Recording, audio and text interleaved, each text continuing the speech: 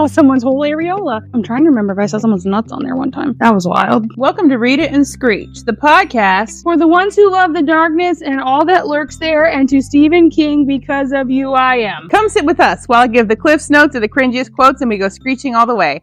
I'm Grace and this is my co-host Eva. This week we present The Lies We Steal by Monty J, who is actually an author from Appalachia. That's nice. This book was 416 pages, 10 hours, 34 minutes by audio, narrated by Lucy Rivers and Grayson Owens, 3.6 on Goodreads, which was, in my opinion, a bit low because it was not a bad book. You say that about every single one. No, I don't. Last week wasn't that bad. The week before that wasn't that bad. Some of them are bad. Pacing level was bad. Book 1 of 5 of the Hollow Boys series. The setting is a smallish town up near the big city. Near New York City. The big city. That is home to Hollow Heights University. It is dual first-person point of view. I thought you just said North Carolina. Why would I say that? I thought you said they were from North Carolina. The author is from Appalachia. They're from West Virginia. Oh, shout out West Virginia. There's 2 main characters and then like a gaggle of people. So the main male character, his name is Alistair. Alistair? Alistair. Alistair. Alistair. No one says Alistair, like going up the stairs. I'm doing it right now. So it's not no one, it's me. Oh my god, okay. He is flawlessly proportioned, bitter and brooding. He has, quote, more money than God, end quote. He is not fake. So that's a blessing. He's one nugget short of a 6-pack. That's a blessing. That being said, he gets mad because it's his family's money and not his. That is a semantic I wouldn't argue, but whatever. That's a weird thing to be mad about. He fights in a graveyard fight club. A graveyard fight? Every Friday night, and he is the leader of a local gaggle of hot and morally gray male main characters. Who said gaggle? You or them? Called the Hollow Boys. Gaggle is not a thing you refer to men as. You speak for yourself. I do. No, people don't. I do. Is gaggle feminine? Yeah. Okay. I like using feminine words to describe men. They're called the Hollow Boys. We have Briar, who's the main female character.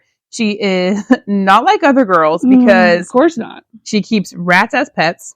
Okay. And she buys her bed linens from... Okay. And was on the swim team in high school. Those are 2 things that are equilateral on the line, in case you're wondering. Keeping a rat as a pet and buying your bed linens at Walmart. Yes. She grew up really poor. Her dad is in jail because he was a petty criminal. And her mom is a poor. And we don't hear from them much. But her uncle works at the prestigious university, which is... I thought you were going to say the prison. You went, purr, and I was like, prison. No, the prestigious... She said, purr, and I was like, prison. He's a biology professor at the prestigious Hollow Heights University. So... Never heard of it. Well, it's fictional, so... So it's not that prestigious. So... He gets her into school, even though she's not very talented. She's not very talented, and you're not very bright. We have the Hollow Boys, which is the gaggle/gang that Alistair is the leader of. And they're just a gang of You are insufferable. raucous young men who come from rich, affluent families in the town who just kind of like do some shit. And wasn't that the same as that other? This is the same as that other book we read, where it was just a creepy group of dudes who were there sweaty ass from high school, minus the grooming, which I appreciate. Oh, thank God! Yeah. Thank you for blessing us today, Hermione. The background of the story with the Hollow Boys is that one of them was dating a girl, the daughter of the mayor. Her name was Rosemary. Rosemary was found thrown off a cliff with track marks in her arm. Rosemary in time. She does have a twin named Sage. Oh, she was found thrown off a cliff with track marks in her arm, despite the fact that she never did drugs. Well, her body did them at some point. The boys believe that she was murdered. So it's like the Hardy Boys. Yeah. They were a gaggle. They were out to do something. I think they were just twins, but you know. The subplot, aside from the romance of this book, is that the 4 of them are trying to figure out the story behind her death, as well as get revenge on the people who played a part in it. We open from Alistair's perspective with them hunting down the medical examiner who ruled Rosemary's death an overdose. Ruled the day! Yes. He ruled it. They leave him alive when perhaps they shouldn't. They glean from him that he was paid off to rule it as an overdose when it looks as if she actually had an allergic reaction to a party drug she shouldn't have overdosed on. But that still doesn't make any sense because she didn't do drugs. So he sends them along to hunting for the next person who is the drug dealer that would have had the party drug that she got the allergic reaction from. Briar gets to this fancy ass college and feels out of place due to the fact that everyone who goes there comes from generational wealth and not because she has a rat in her pocket. She gets to her dorm and they tell her that her room is called the Bug Palace because her new roommate is obsessed with collecting bugs, which is not that different from carrying around a rat in your pocket, in my opinion. The rat doesn't bother me. People do that. Rats are really intelligent creatures. Whatever. If it's a sewer rat, that I'd be like, no. Bugs? No, thank you. No. She convinces the new roommate to go to their first college party at this really nice house, and it's just drugs and humping all around. You made your bed, now humping it. It's a frat boy's dream and consequently my nightmare. Apparently yours too, because that's all you find. The house party is at this huge and creepy mansion. Everybody is writhing around in the living room, and she notices that she's been followed by some douche with a swimmer's body smoking a cigarette, and she is both thrilled and freaked out. He leers at her while he's down for one and not the other. He leers at her while his cock twitches. Oh no! And then leaves. How does she know that? Can she see it? No, it gets switches between the two. No, it was like a strobe light and stuff. She couldn't tell one small cock twitch. After this weird strobe light cock twitching interaction, he gets in the car with his friend / one of the other Hollow Boys, and they go to their second planned revenge stop. He and the friend get there too late. One of the other guys already set this dude's house on fire. Turns out he's a meth dealer. Were they all dating this girl? You would think, but no. The 3 of them were just friends with her, and then the one was dating her. They smack the dealer around and learn that he gets some of his drugs from one of the teacher's assistants back at the college, and then they beat the shit out of him and leave him in his yard. I would think that, because that's how it seems. So the next day, Briar and her roommate are hanging out on the quad, and they see the Hollow Boys being perp walked across the green. Apparently, they aren't supposed to be at the school because they all hate it there and no one wanted to get their degree at the yeah, so when you don't want to be somewhere, they're like, get the fuck out of here. You go and enroll. Right. Right. And then they're like, get out of here. Alistair winks at her as he gets into the police car. So the boys are hauled to the police station and questioned for the attempted murder of the drug dealer that they left in his yard. But they are not dogs. They are wolves. And they won't snitch on each other. Excuse me? Is that a line? Yeah, I didn't make it up. I sure didn't put it in there. They're not dogs. They're wolves. And they won't snitch on each other, much to the chagrin of the detectives interrogating them. Rude. Since all their dads are lawyers, they only spend like an hour there before they're released. All their dads are lawyers? Yeah. So the lawyer dad who came to get them is pissy and lets them all have it for getting his son in trouble. And for some reason, he's the bad guy for this. The next day, this icky and preppy frat boy comes over for a hearty lech on Briar. A hearty lech. No mediocre leches over here. No.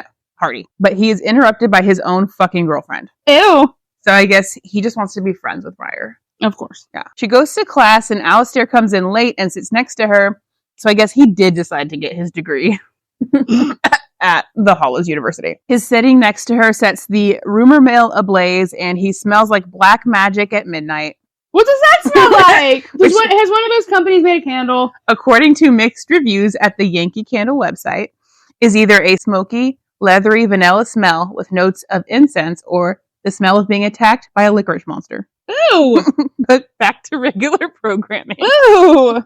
They banter, in which she shits on him for being a rich kid and he tells her to shut her cocksucking lips. Oh my god. Their weird exchange apparently took the entirety of the class lecture time because she doesn't notice the dismissal, and then that preppy guy who was flirting with her in front of his girlfriend offers to walk her to the next class. And she accepts? Yeah. Woo! Because they just want to be friends, you know? Alistair won't. And then she gets beat behind the dumpster by that girl.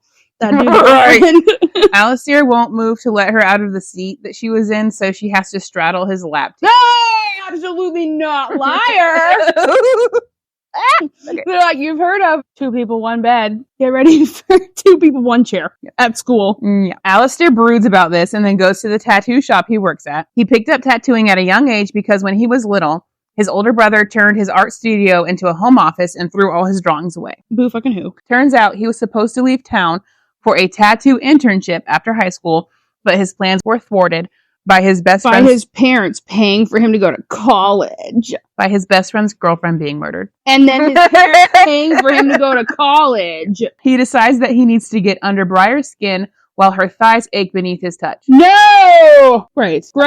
He's bothered that the only thing he knows about her The only is that thing he knows. one guy from class has a hard-on for her. Why does he know that? Because he came up while he was making her straddle him to get out of the... Yeah. I forgot. That evening, Briar and her bug roommate go to a graveyard in the woods where her roommate does taxidermy as a hobby in the mausoleum. If I've learned anything from reading this kind of smut, it's that she's gonna fuck there later, for sure. She's like, scout in the graveyard. She tells her friend about her trashy family, and they bond over both being weird as fuck. They hear a woman screaming right outside and pack their shit to get the fuck out of there. They witness what turns out to be the Hollow Boys beating the shit out of the TA drug dealer and drop a bag of snakes on him.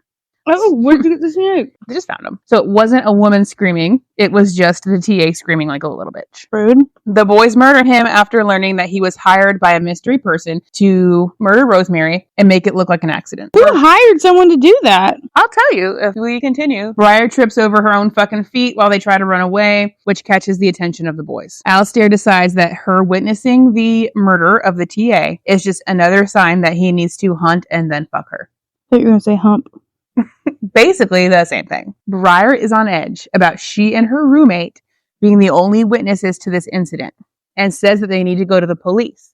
But her roommate tells her to let it rest because their dads are all lawyers. So if they snitch, it will just make things worse for the two of them. It turns out that the roommate's mom was killed by the higher ups in the town. And so she knows what happens to people who get in the way of the wrong people. Why don't people just leave this town? How they have to get revenge.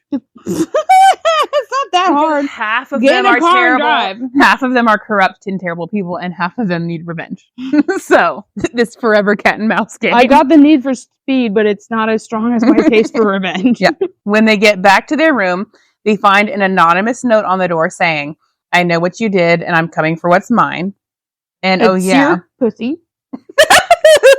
no, it's actually a ring that she pickpocketed off of him. Oh my god. Also, her pet rat is skinned and painted. Oh no! Ultimately, she breezes right past the fact that he killed her pet and is still attracted to him. Alistair has decided that Briar stole his ring, and so he had a right to kill and skin the rodent. The next day, the boys go skeet shooting, and they confront Alistair about having a crush on Briar because she is not very pretty and not very bright. As one does. They decide that she must know something about the drug market at the school because her uncle is sus, and they found out that he was scanning his badge to go in and out of the lab at the school at like all hours of the night, and they found that suspicious, even though he is a biology professor and works there. He just works there, casually doing his Right. job. Briar is headed to class later on. She feels like she's being followed, and she is, but not by Alistair, but by the preppy guy with a hard-on for her. She punches him in the face on accident, but no hard feelings because everyone is on edge. He tells her that a TA is missing and to be careful because not everyone is who they seem. He notices that she's wearing that stolen ring from Alistair and assumes that they're dating She's now. wearing it? Yeah. She freaks the fuck out about hearing people talking about the missing TA and runs to her dorm to shower. While she's there, the water that she's showering in turns to blood. So she panics for a minute, but then realizes that it's fake blood and it's from some fake blood packets that someone put in her shower head. As one does. She thinks it must be a warning because she didn't report the murder, and so therefore the blood of the TA is also on her hands, which I disagree with, but whatever. Later on, she and the roommate participate in the school tradition of racing through a hedge maze at night to find a ceremonial key to a special campus clubhouse. They decide they will be safe in the maze because there is one singular teacher guarding the entrance. If I've learned anything from reading smut, it's that she's gonna fuck in this maze. The maze, the graveyard. She's just scouting places. She's like the people that go ahead of a movie crew with a viewfinder, and they're like, "Yeah, this would lay out Yeah. well." She's just this whole book is a But scouting it's just mission. me Yeah. looking for places to bone Roommate. outdoors. She and the roommate split up to cover more ground. She decides that since she's a lifetime rat owner, she should be able to get through the maze faster than any of the other teams. She does get to the key, and as soon as she grabs it, she hears a bunch of shots ring out, and all the students outside the maze are now screaming, crying, throwing up, and then creepy carnival music starts playing loud as hell. She hopes that the shots are just fireworks, but she's able to rule that out on account of the fact that there's no fireworks in the sky. Surprise, it's the boys who have caused all of the commotion, and she runs into Alistair, who takes the opportunity to smell her hair. Okay. He tells her that they own her. No! Hot, wet fluid pools between her thighs. That's not what I thought was going to happen. What did you think was going to happen? I thought they were going to pour some on her head or something. I don't know what was happening. I thought someone was peeing. I don't know. Gross! Gross. Despite her arousal, Ew. she fights them to get out of the maze.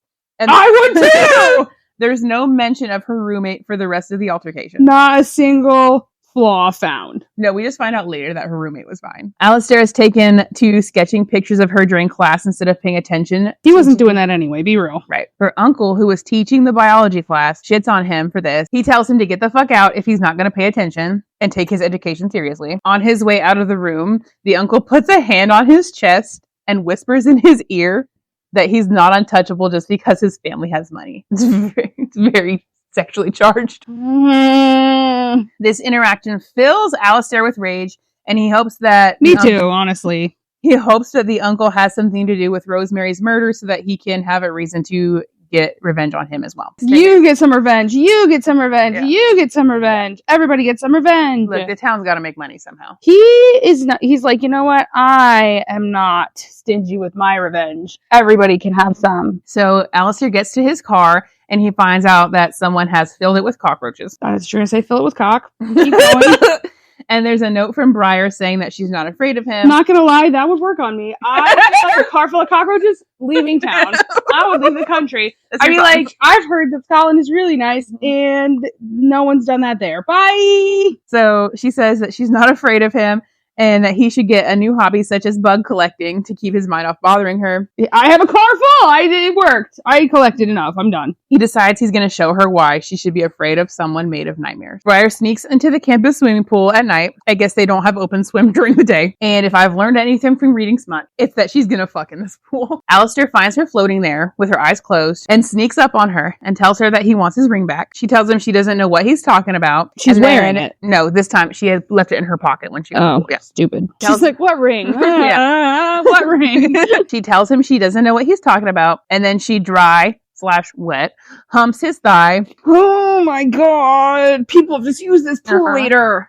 And he tells her that she can't use him to make her tight cunt come. No! And then he leaves as mysteriously as he appeared. It wasn't mysterious. Alistair blows off steam from that weird, horny pool encounter by sparring with his friend and beats the shit out of him about it. After the sparring, they have a team meeting and learn that Briar and her uncle didn't have anything to do with the murder, and that one of the other professors has been using the uncle's badge to get in and out of one of the labs to assuage suspicion. Over the next month or so, the boys leave Briar and her roommate alone, since they didn't have anything to do with the revenge plot. Can't say that I would have. Turns out that preppy guy with the hard-on for her has been asking around about her, but she's not interested in him back because he has a fucking girlfriend and seems boring as fuck. The roommate says that love is supposed to challenge you and keep you on edge, and I could not disagree more, but okay. Challenge maybe. Keep you on edge? Weird. Right. Yeah, be terrified of the people you date. No, right, exactly. They run into the mayor of the town at a local diner, and he's nice and tells them to let him know if they need anything. And the roommate tells her that his wife left him, and he lost both daughters in the same year, because Rosemary died, and then her twin, Sage, was committed to a psych facility soon after. Okay, so she's not lost. She exists still. Yeah, that was weird. The boys break into the office of the professor who had been using Briar's uncle's badge to sneak into the lab, but they don't find anything but a safe that they can't get into. When they leave the office, they run into Briar, and his brother is there flirting with her, and that does not sit well with Alistair, if you could imagine.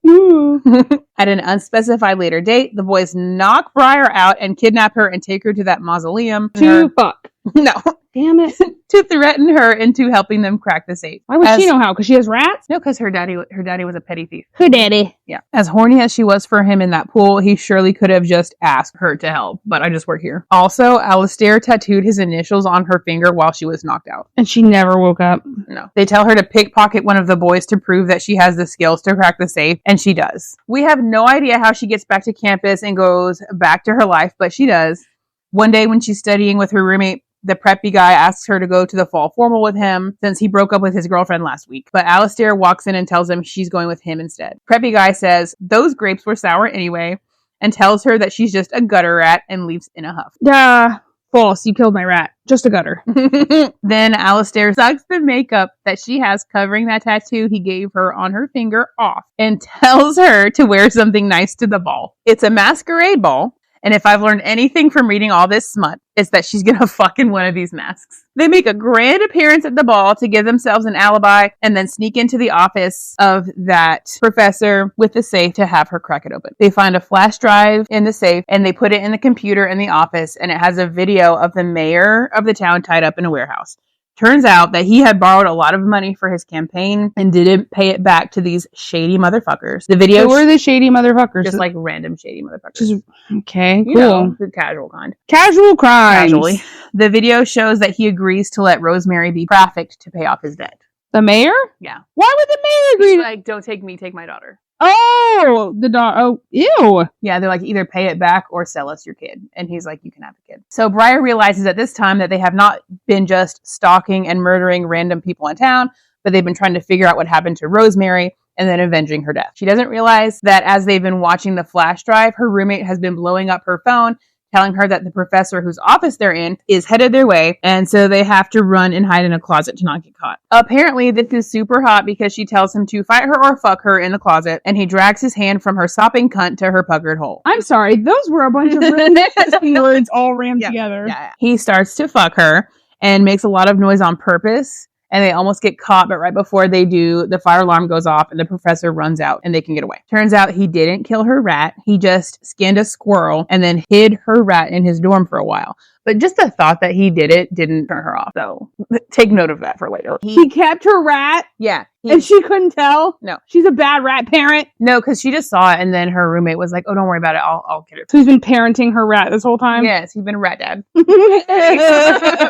Rat daddy! He returns it since he has enough to blackmail her with now without it, and she returns his ring. Instead of taking the gesture as a truce, he shits on her for being a nobody and invites her to come watch him fight at the graveyard. Why would he invite a nobody to come watch I him bet you fight? already forgot that he does graveyard fight club stuff. Why would he invite a nobody to come watch him? I don't know. Why do any of us? Do what we do. Yeah. Rat daddy. So she and her roommate come to the graveyard at the next... She and her roommate come. The end. They come to the graveyard the next Friday, and apparently it's not only a fight club, but it's also an illegal drag racing club. They have a grand... This is welcome to Glee. This week you missed. We're gonna hit every single trope possible. And that's what you missed on Glee. So they have a grand old time while she gets hot and bothered watching him fight. Hit it. It turns out that it's also his birthday. Happy birthday, Christmas, Kwanzaa, Ramadan, all of it, every day, everything, all the time, every trope. Motherfucker. They go back to his family's house, and it's a good thing that they don't give a shit about him or his birthday, and they went out of town because it gives them the privacy for her to give him the blowiest and best of blowjobs. Blowiest blowjob that ever blowjobbed. She said, hey, rat daddy. She's a pet rat. She's down and dirty. That does not mean anything. I feel like he does. They start doing it all the time, all over campus, and he will fuck her. In the pool, in the graveyard, in the rat maze. He will fuck her, but he won't tell her anything more about the murder. I feel like that's not that bad of a trade-off. No. Let's be real. It's not. I'm not going to traumatize you with this murder story, but here's some bones. Throw it. Right. Throw it back, rat daddy. You heard cat daddy. Here's rat daddy. Throw it back, rat mommy. That does not flow off the tongue nearly as well. No, but it's more biologically accurate. While helping her uncle get a booth ready for a campus carnival, she runs into Alistair's brother, and he's kind of lechy. And she tells him that she has a boyfriend, despite the fact that 2 seconds ago she told her uncle that she and Alistair are just friends. I'm sorry, I don't do any of that shit with my friends. Gross. What's wrong with all these people in every single one of these books? We're not dating, that's just my friend. I don't do any of that shit with my friends. Why are you so allergic to saying that I'm dating that person? Right. Gross. You would rather your family or whoever think that you're licking the taint and whatever else of your friend.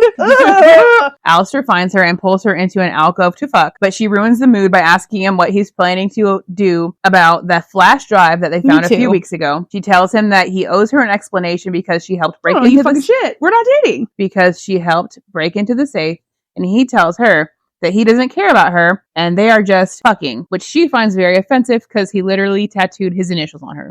Same. He leaves her sad and alone and unfucked in the corner at the carnival. Aww. Yeah.